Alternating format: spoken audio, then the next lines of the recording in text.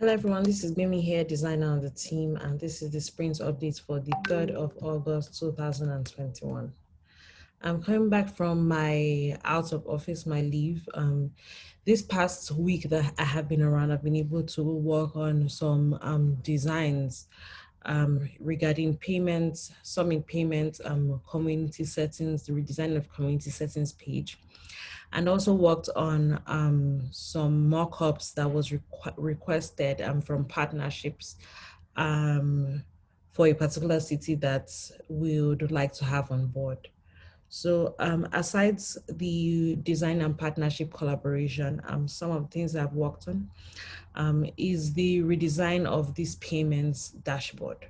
So prior, or rather what we have now, we currently have a table with 6 different columns. So what I've been able to do is to group information that was standalone on its own column before into groups. So for instance, the name and then the plot number here are now grouped into client information.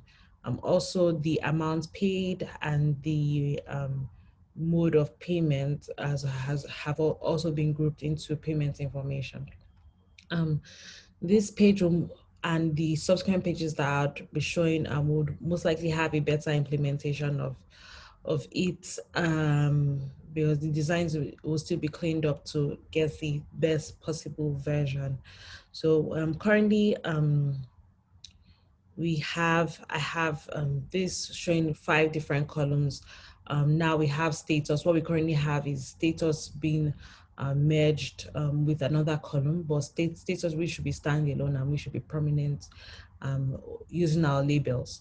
So I've been able to make that standalone, and our floating button of record new payment is here as well.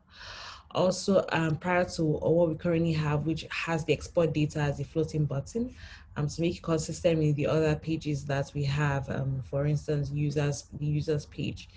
We now have this button here as a secondary button, and then the primary button as a floating button, which is record new payment. This is what the screen would look like on mobile. So well, we're trying to get the best possible experience on mobile and desktop as well. Um, Moving over to plans as well.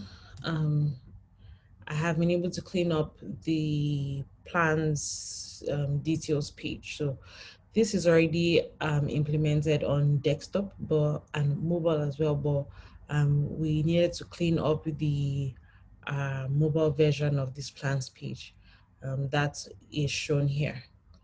Moving over to community settings, as we keep adding more features and more settings that would like to control from our community settings page for communities.